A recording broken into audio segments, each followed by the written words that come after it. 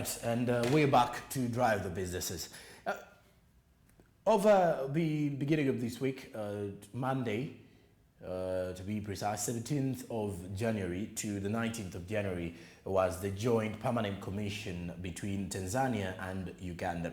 The two countries summed it up on Wednesday, 19th of January, and among the key issues that they tackled were issues regarding bilateral relations and more so trade barriers, the trade restrictions that were prohibiting Uganda to export some of the products to Tanzania, something that cost our country greatly high when it comes to the exports, as our exports declined greatly.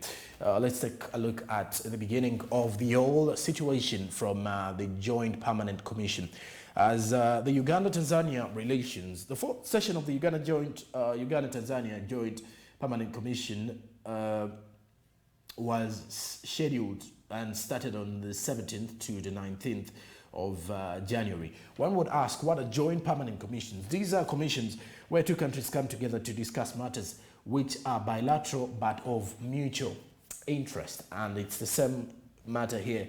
The meeting ran from the 17th to the 19th of January, that is Wednesday, in Kampala.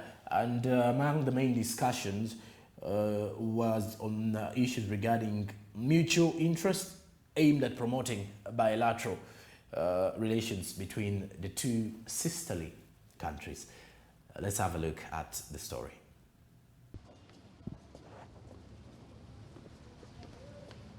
Joint permanent commissions are forums where two countries come together to discuss matters which are bilateral but of mutual interest. The meeting is scheduled to run till the 19th of January 2022 in Kampala, and the main discussion is on various matters of mutual interest aimed at promoting bilateral relations between Uganda and Tanzania. The Minister of State for Foreign Affairs in charge of regional cooperation, John Molimba, says that this is a continuation of the decisions that were discussed in the third session in Dar es Salaam in 2019, and the fourth session was delayed due to COVID-19. Of the third session, which happened in Dar es Salaam in 2019.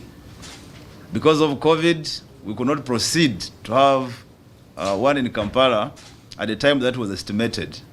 However, we thank God that this morning we are here to commence on this Joint Permanent Commission reciprocal to follow up on decisions and issues which were discussed in Dar es Salaam in 2019. Now, some of the issues which are going to be discussed, let me say all the issues which are going to be discussed are aimed at deepening the bilateral relations between the two sister countries. Molimba notes that some of the issues that will be highlighted include political, trade and the judicial matters. And on the issue of the East African crude oil pipeline project, he says that the countries have set out laws which will ensure bilateral relations. What we're going to look at today include, are not limited to, political, judicial, trade, social issues, economic. You have talked about oil and gas. We're going to talk about transport. We have a number of developments in areas of transport, like Ambassador will be telling you, oil and gas. The level of preparedness is very high.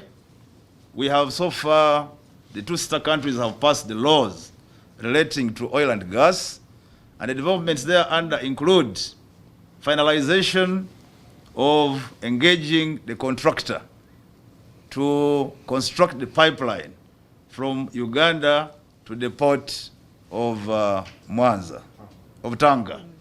Meanwhile, Ambassador Naimi Aziz, who is also accredited to the Economic Commission for Africa, says they also want to enforce the directives that were discussed during the diplomatic meeting between President Museveni and his counterpart from Tanzania, President Samia Suluhu Hassan, that took place in Tanzania. Of our two countries are depending on us, and we're here also to oversee the directives, the implementation of directives of our principals. The President of the United People of Tanzania, Her Excellency Samia Suluhu Hassan, and President Yoweri Museveni of Uganda.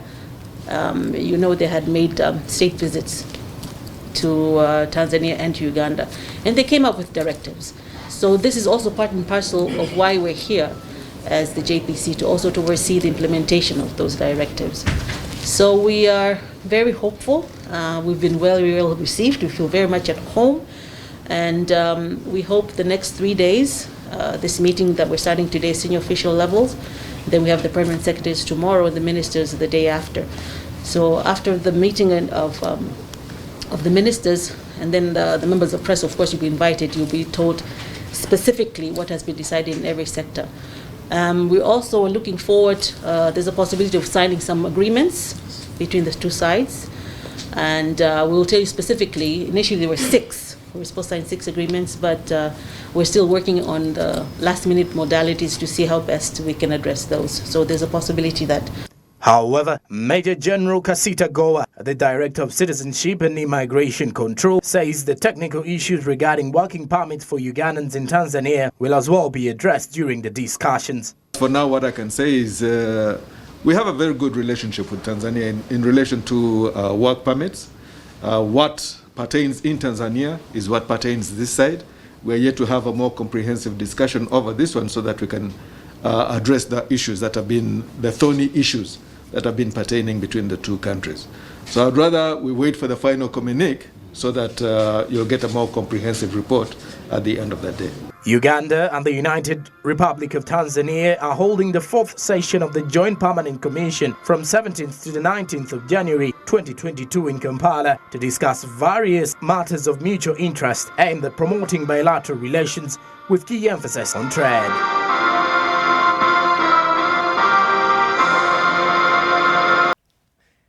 The signing of the Memorandum of Understanding plus the communique did come to an end on the 19th of January.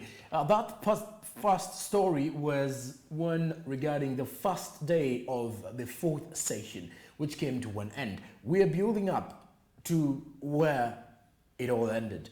And that was the first scenario whereby these bilateral meetings were chaired and to see the way forward for the growth of the two economies.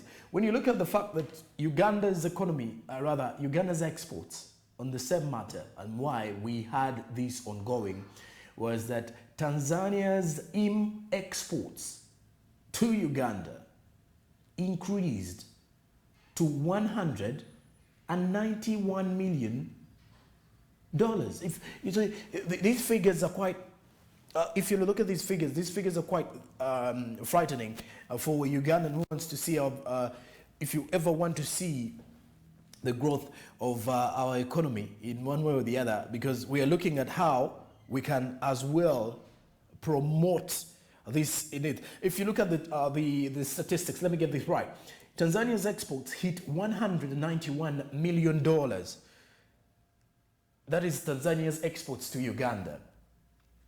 And Uganda's to Tanzania declined by $122.9 million.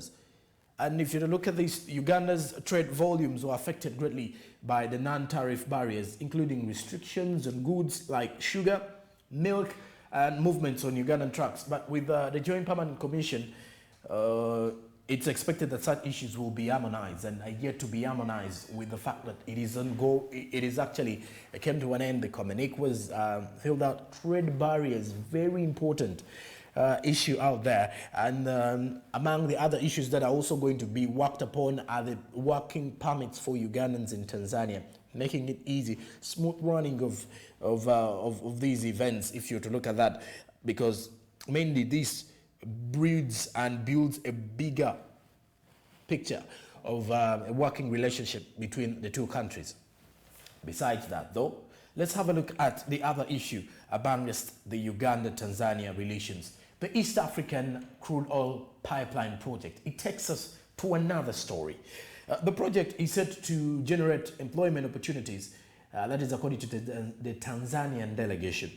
The East African Crude Oil Pipeline Project is expected to generate a lot of revenue for Uganda and Tanzania, with oil investments hitting up to $15 billion.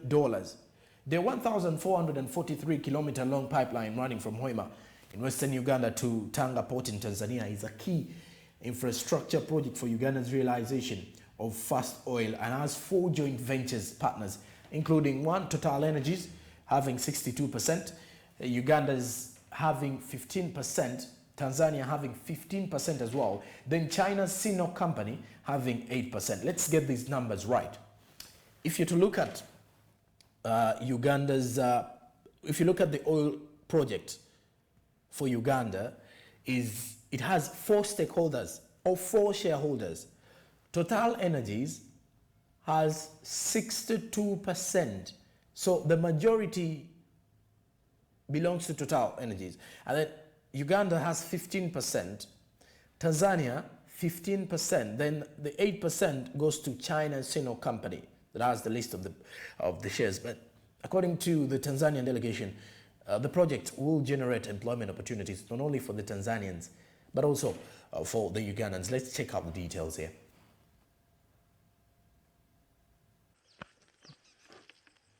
The East African crude oil pipeline project is expected to generate a lot of revenue for Uganda and Tanzania, with oil investments expected to hit $15 billion. The 1,443-kilometer long pipeline running from Hoima in western Uganda to Tanga Port in Tanzania is a key infrastructure project for Uganda's realization of fast oil and has 4 joint venture partners, including Total Energies having 62%, with Uganda having 15%, Tanzania with 15%, and China's Sino company with 8%. Ambassador Naimi Sweetie Aziz believes the East African crude oil pipeline project will benefit the youth through employment opportunities and trade, but only if the people take the advantage. It's a huge mega project between our 2 countries. Very strategic, and it's got a lot of benefits. And trade is one of them. Obviously, the pipeline, the building, and how it's going to affect the population surrounding the project. And we both stand to benefit, Uganda, Tanzania, in terms of those who will be supplying things to the project. You have the communities living where the project is going to run. They also will be benefiting. You have the youth, the people that will be employed throughout the project, that will be working on the project. So it was going to provide employment. It's going to provide, new areas of cooperation, obviously, from Tanga, actually where the project is going to, the main position in Tanzania, all the way to Hoima. Meanwhile, His Excellency Dr. Aziz Ponari Mlima, the Tanzanian High Commissioner in Uganda, notes that in November 2021, there was a joint business forum that was attended by both presidents of Uganda and Tanzania, specifically focused on the issue of oil and gas. It's just to add just 1 or 2 points. The project, the ECO project, it has got cross-cutting benefits from where it starts to where it ends, from Hoima all the way to Tanga Port in Tanzania. And recently, it was November last year, we had a joint business forum between Tanzania and Uganda, specifically focused on the issue of gas and oil and gas. And our 2 presidents were there, and the business community from Uganda and the business community from Tanzania took part. The idea is just to have a close coordination of the 2 business community to be able to take advantage of the project so that the 2 countries benefit, especially the private sector. He, however, clarified on the possibilities of Ugandans investing in Tanzania, and he believes that all the issues will be discussed in the ongoing Joint Permanent Commission to see that all political, social and economic issues are mitigated. For Ugandan to invest in Tanzania, just to touch on that, we have the Joint Business Forum, which managed to bring these 2 private sector together so that they can be able to see the opportunity of doing business in Tanzania and investing there. And it is vice versa also for the Tanzanian business community to be able to take part in investment in business here in Uganda. And as you know, the joint business, the Joint Permanent Commission, the one we are having today, and the next few days, is just to bring the 2 governments together to iron out issues relating to laws, regulations, and everything, so that our people from our 2 countries benefits politically, economically, socially, and so on. So that's why we are here, to have this diplomatic approach of JPC, but the main idea is to bring these two countries together. And it is estimated that just the construction phase of the East African crude oil pipeline project, the two partner states of Uganda and Tanzania, will see an increase of over 60% in foreign direct investments, and that the investment in the oil and gas project shall total up to $20 billion, with the East African crude oil pipeline project investment alone at over $3.5 billion.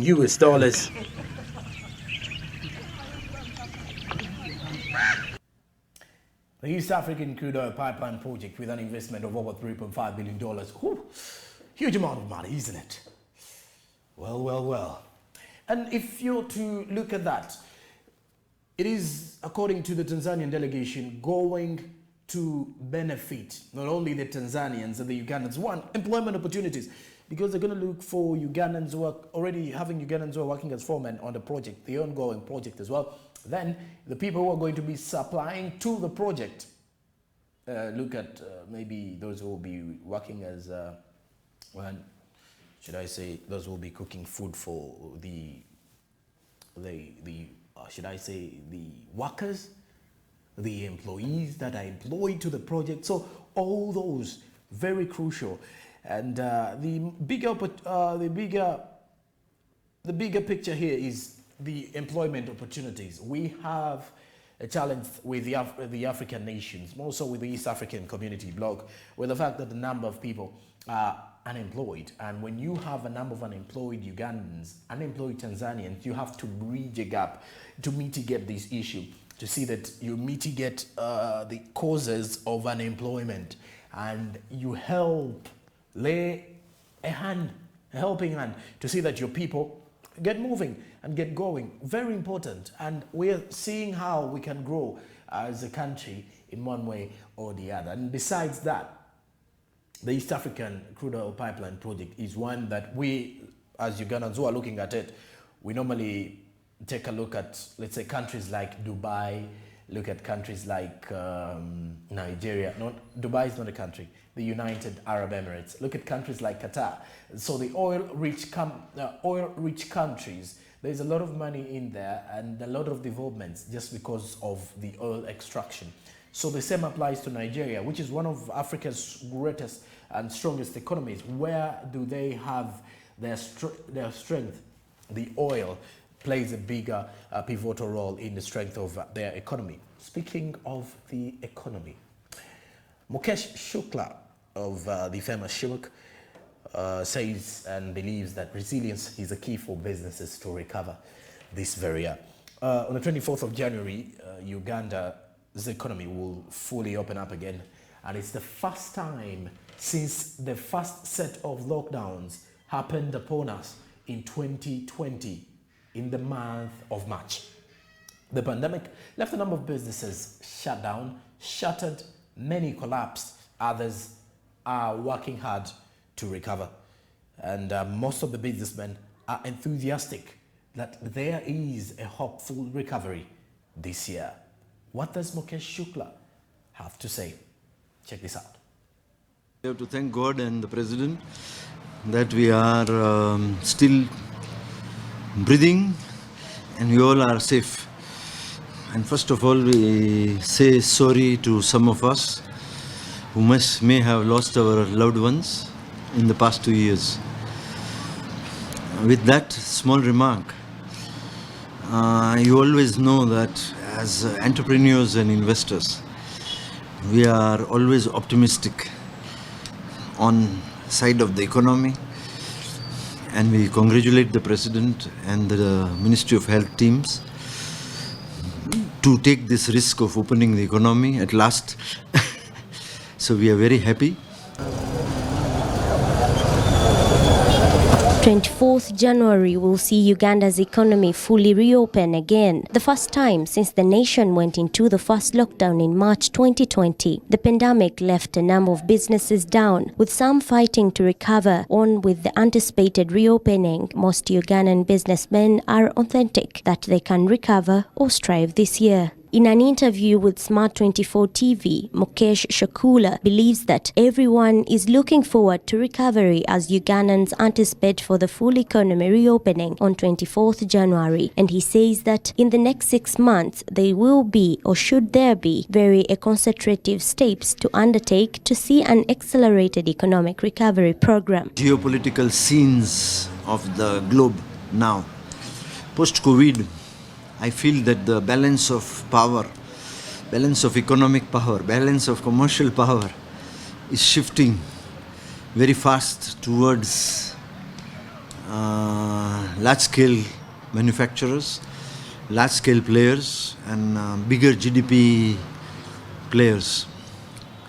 So the digitalization has made a lot of changes in last 2 years in terms of competitive advantages of countries and companies like ours and other companies in Uganda. So we had suggested them, and we are suggesting again, that number one, they should make a finance, trade and private sector task force with some members from private sector, from Uganda Manufacturers Association or privatization unit, so that they establishes the action plan for next 1 year. Shakula also calls for resilience in the upcoming financial year so as businesses revive while others will go back to business. He also emphasizes normalizing our routines as this will drive back the mentality of business among the people. Remain resilient. I know all of us have made tremendous sacrifices in the past 2 years in terms of losing our loved ones, in terms of finances. It must have cracked, broken down, and we must be all in a very dire situation as far as finances are concerned.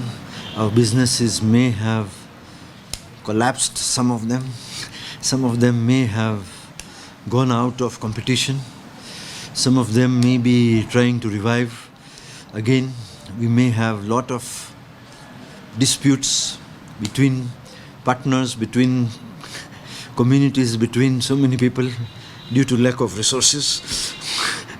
So I'm saying that as a population, we must get back on our feet very quickly, make sure we send our children to school quickly, and normalize our routine, because as human beings, we lose our morale when our habits and routines are broken consistently for 2 years. It's a big blow on our routines. I think I have not seen, even in history, where airlines have been closed like this. At least in last 80, 100 years, I have not seen it. I don't know if it was there. Maybe you can excuse my ignorance. Ugandans are fully geared up for 24th January as it will be the day when the economy will fully reopen. With other sectors like entertainment getting back on their knees, the nightlife economy is also expected to prevail once more, and it will be more on the borders to keep maintaining the curfew rule. With all this said, Ugandans will have to continue maintaining the standard operating procedures as well as getting vaccinated for those who have not, as this will ensure safe reopening of the economy. With all this said, borders will continue maintaining the curfew rule. Last week, the Kampala City Traders Association did raise their voice for the border industry, saying that the government should actually look into it and understand that the nightlife economy cannot reopen, and life goes back to normal when the borders are maintaining curfew, because most of the activities that happen late in the night, it is always with borders that can easily help out or work as quick plan Bs, for more so when it comes to, some say in regards to security and safety, borders reach destinations where public transport like taxis and maybe others can't reach, because some people don't own personalized vehicles. And then, according to the government, security matters because when you look at the security threats that are attached to the borders in the recent years on the different matters of key figures in government, as well as other related issues like mobile money theft, most of the thieves use the borders. And this is why government, this is why President Museveni also clarified that the issue of borders is still under review because of security-related matters. They should maintain curfew of 7 p.m. So theirs runs from 5 a.m. to 7 p.m. Amongst the other sectors of the economy that will be reopened on the 24th, the border industry will still maintain a curfew as well. So that means if you're a border operator, a rider, in a Bajaj, you're not supposed to operate late in the night starting 24th January, because the excitement out there, if you look at the bars opening up, people who don't own cars will definitely tell you taxis do not work late in the hour of 2 a.m. And maybe if I told you live deep in those areas, you would need a means of transport that can take you deep in there as well. Okay, besides that, more of the topics and discussions coming up after the break. When we do return after the break, I am joined and set with Rita Cabanyoro. We're getting deep with conversations regarding the business world in Uganda. What 2022 so far. We've just walked 3 weeks into 2022, but my oh my, it's a year that will definitely be one to remember. Enthusiastic Ugandans only, and those who are resilient enough will recover if you look at that. But I think everyone is anticipating to see that there is money in that is actually in the grassroots in the making. Away from that, let's take a break.